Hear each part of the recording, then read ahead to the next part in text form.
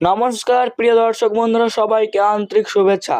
আপনারা যারা প্রতিদিন আবহাওয়ার সর্বশেষ খবর জানতে আমাদের সঙ্গে থাকেন, আজকের এই প্রতিবেদনে আমরা পশ্চিমবঙ্গের প্রতিটি অঞ্চলের আবহাওয়ার বিস্তারিত তথ্য তুলে ধরব। কোথায় বৃষ্টি হবে, কোথায় বজ্রপাতের সম্ভাবনা রয়েছে, কোথায় গরমের দাপট বেশি থাকবে এবং আগামী 24 ঘন্টায় আবহাওয়া কেমন থাকতে পারে, সবকিছু খুব সহজ ভাষায় জানানো হবে। তাই পুরো প্রতিবেদনটি পড়ুন এবং পরিবারের সদস্যদের সঙ্গেও শেয়ার করুন। আজ দক্ষিণবঙ্গের বেশিরভাগ জেলায় সকাল থেকে আংশিক মেঘলা আকাশ দেখা যেতে পারে। দুপুরের পর তাপমাত্রা বাড়ার সঙ্গে সঙ্গে মেঘের পরিমাণও বৃদ্ধি পাবে। কলকাতা, হাওড়া, হুগলি, উত্তর 24 পরগনা, দক্ষিণ 24 পরগনা, পূর্ব মেদিনীপুর, পশ্চিম মেদিনীপুর, নদিয়া, মুর্শিদাবাদ, পূর্ব বর্ধমান, পশ্চিম বর্ধমান, বীরভূম এবং বাঁকুড়া জেলায় বজ্রবিদ্যুৎ সহ হালকা থেকে মাঝারি বৃষ্টির সম্ভাবনা রয়েছে। কলকাতায় দিনের সর্বোচ্চ তাপমাত্রা 33 থেকে 35 ডিগ্রি সেলসিয়াসের মতো থাকতে পারে। আর্দ্রতার পরিমাণ বেশি থাকায় ভ্যাপসা গরম অনুভূতি হবে। বিকেলের দিকে কালো মেঘ জমে বজ্রসহ বৃষ্টি নামতে পারে।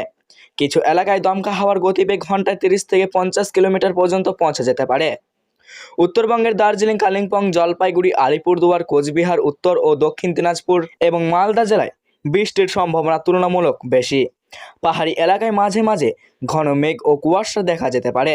দার্জিলিং ও কালিম্পং এর এলাকা থেকে মাঝারি বৃষ্টিপাতের সম্ভাবনা রয়েছে। পাহাড়ি রাস্তা পিচ্ছিল হয়ে যেতে পারে, তাই পর্যটকদের সতর্কতার সঙ্গে চলার পরামর্শ দেওয়া হয়েছে। জলপাইগুড়ি ও আলিপুরদুয়ারে কয়েক দফা বৃষ্টি হতে পারে, যার ফলে আবহাওয়া তুলনামূলকভাবে শীতল থাকবে। গরম ও আর্দ্র আবহাওয়া, বিকেল বজ্রবিদ্যুৎ সহ বৃষ্টির সম্ভাবনা। আংশিক মেঘলা আকাশ, সন্ধ্যার দিকে বৃষ্টি হতে পারে। বজ্রবিদ্যুৎ সহ বিক্ষিপ্ত বৃষ্টির সম্ভাবনা। কিছু এলাকায় মাঝারি বৃষ্টি। বিকেলের দিকে দমকা হাওয়া ও বৃষ্টি।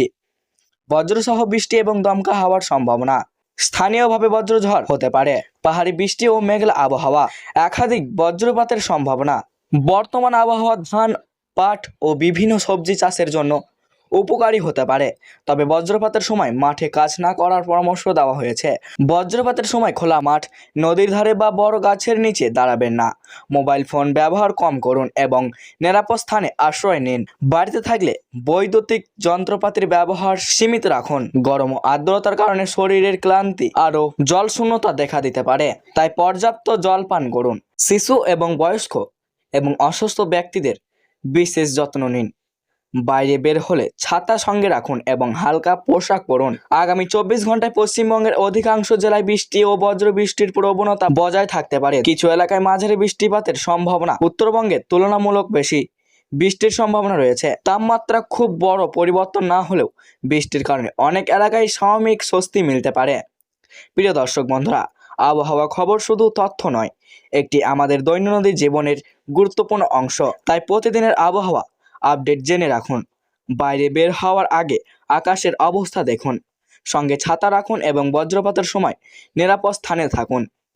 আপনার নিরাপত্তায় সবচেয়ে গুরুত্বপূর্ণ। সচেতন থাকুন, নিরাপদ থাকুন এবং পরিবারের সকলকে আবহাওয়ার সম্পর্কে সতর্ক করুন। এবং সবাইকে ধন্যবাদ জানিয়ে আজকে আমার সর্বশেষ আবহাওয়া খবরটি শেষ করছি।